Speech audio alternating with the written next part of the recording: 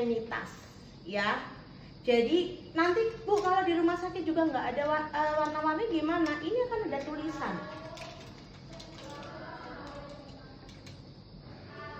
Nah, ini ada tulisan R menandakan right, kemudian ada left, ada RL, berarti ini adalah kanan di bawah, kemudian ini adalah kiri di bawah. Ya, dua ini untuk kaki, dua ini untuk tangan. Kalau keliru, apakah tidak terekam? Terekam. Tetapi hasilnya tidak sesuai dengan yang kita harapkan. Jadi tidak akurat. Ini mau kamu pasang bagaimanapun pasti akan terekam. Oke, itu adalah sadapan. Ada sadapannya, ada 10. Tapi nanti leadnya di dalam perekaman itu ada 12. Jadi ada AVR, AVL, AVF, lead 1, lead 2, lead 3, ada V1, V2, V3, V4, V5, V6. Nah itu nanti penjelasannya ketika interpretasi.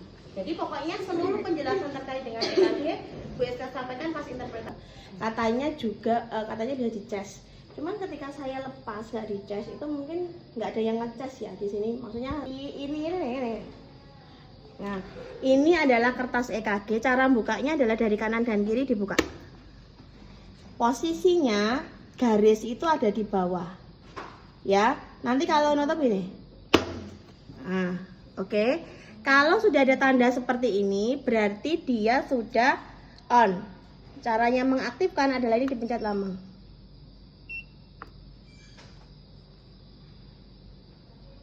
Ya, ini tombol on off. Ini tuh touchscreen.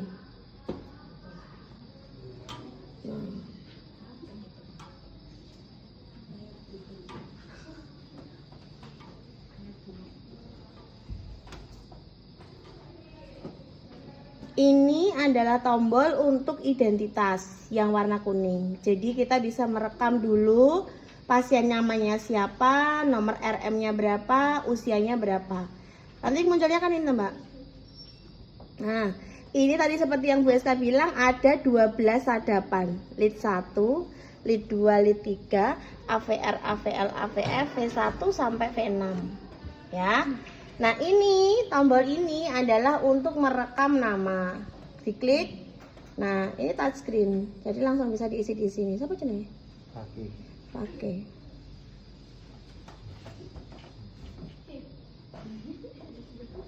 Pakai ya, ID-nya nggak usah tak ganti ya, sesuai aja lah. Terus dipencet ini. Ini kan nggak harus ada. Sebenarnya di sini ada gender ya kan, ada usia, tapi kita nggak usah ngisi, langsung ini.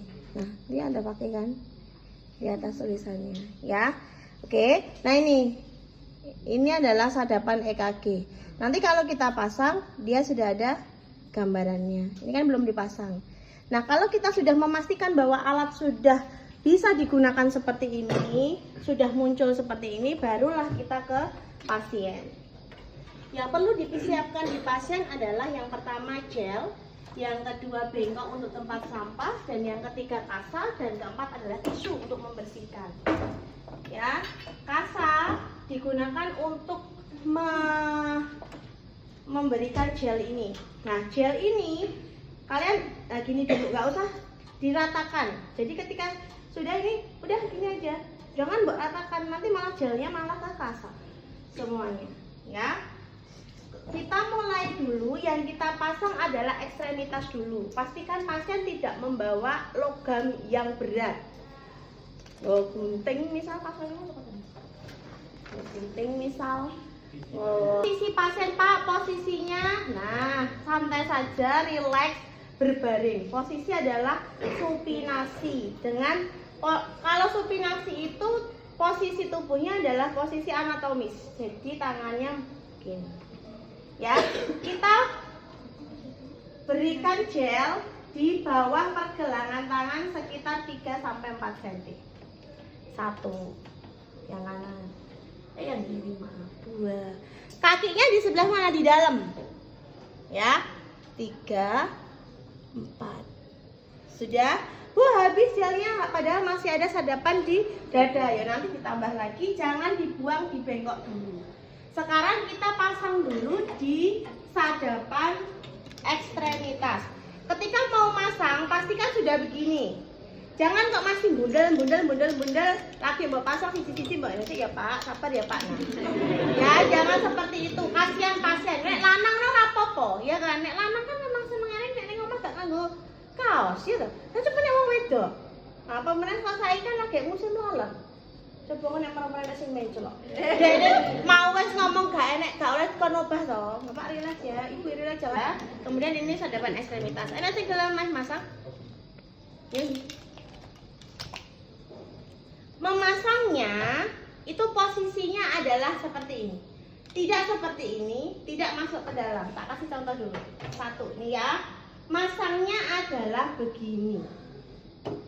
Jangan pas di pergelangan begini, no. Begini. Nggak boleh begini, nggak boleh juga begini.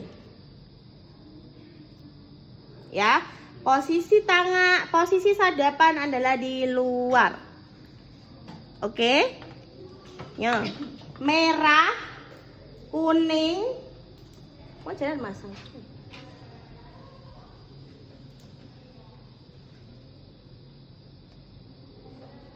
Hijau,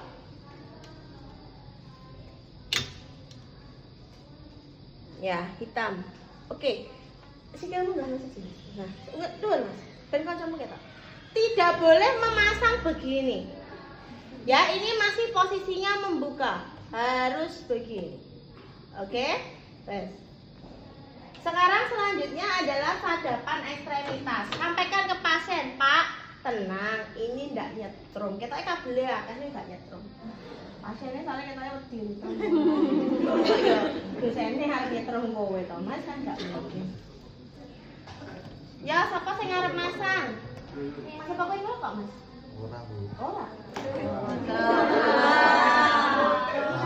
Mau esok? Ayo. Boten, Bu. Libur. Oh libur. Oh kalau libur enggak buka. Di ini. Itu Oh teman-teman yang ngerokok. Gue saya ini sensitif. Apa? Pasif. Tenane. Kok ngomong wae aku ya ora ngomong-ngomong. Mong aku mambu rokok ning kowe. Di dalam dada ada 6. Ya.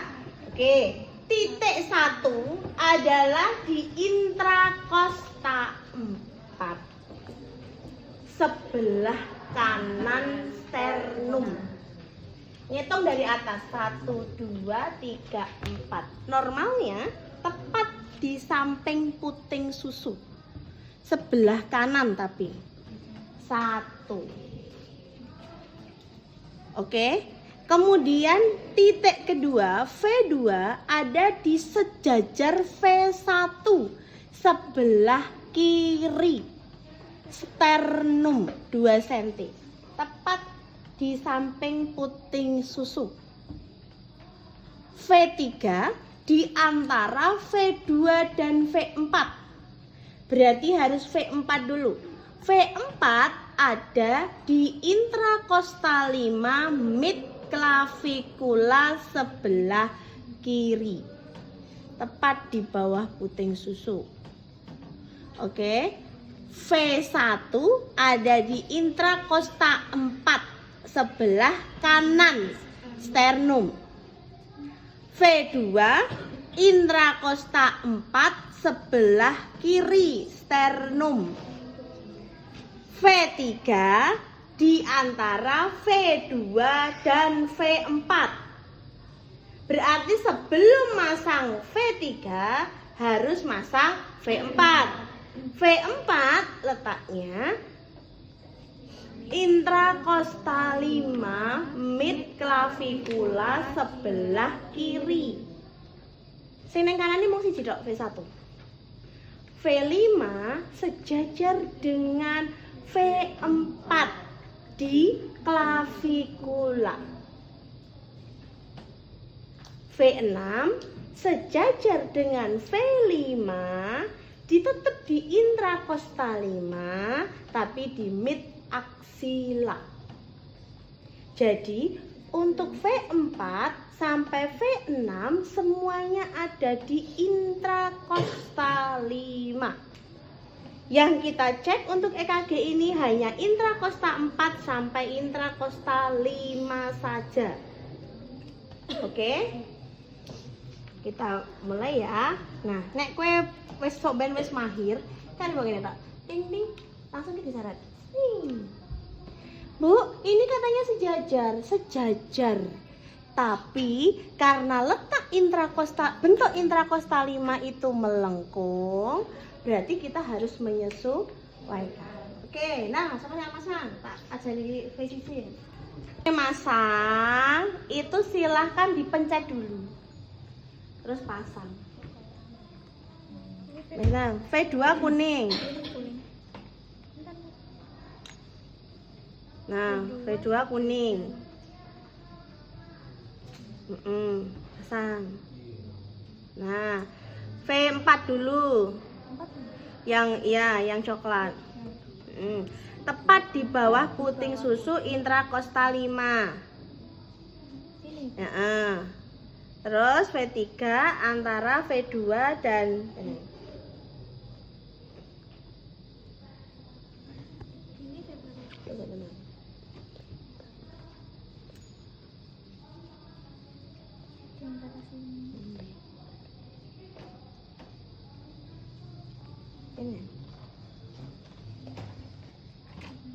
Sini Bu. Kemudian V6 yang hitam, V5 maaf. Ini disejajar sini. Terus V6 itu di sini. Oke. Sudah? Kalau sudah, kita akan mulai perekaman. Yang perlu diperhatikan yang pertama instruksi pasien dulu. Pak, Bu, jangan bergerak, jangan batuk. Mbak, Pak De, Bude, Mbak Mas, jangan menempel di bed. Kita masang sini. Pastikan semuanya rapi dulu. Rapi, ya kan? Kalau sudah rapi, kita langsung pencet 1 kali. Saya mulai rekam ya Pak, relax saja. Rekam 1 kali. Terus di sebelah sini akan ada tulisan menunggu kan, namanya juga alat. Ada nunggu kan. Terus nanti ada tulisan analyze. Nah, terus ready to print. Nah, dia akan nge-print. Kemarin sudah kami atur ini bisa membaca selama 6 detik.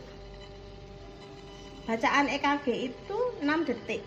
Jadi nggak boleh langsung dibaca pas sekali sedetik lagi langsung dibaca, nggak bisa. Nah kalau sudah, ya ini ada tekniknya carane nyopot iki.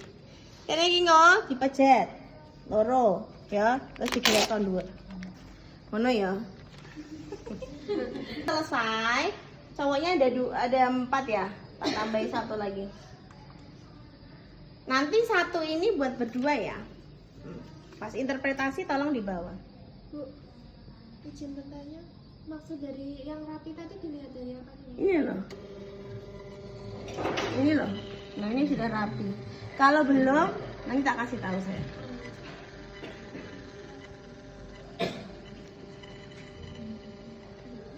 Nah, coba nah. Nah, ini berarti kan belum bisa direkam. Nah, contoh lagi misalkan ini. Nah, nggak bisa direkam. Ini juga nggak bisa direkam. Nah, tapi kalau kadang ada yang seperti ini. Ini sudah dipasang nih. Sudah dipasang nih. Muncul dia nanti. Ya kan? Tapi ini lepas nih.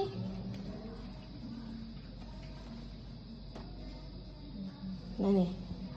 Nggak rapi kan? Iya. Nah, kalau kita pasang,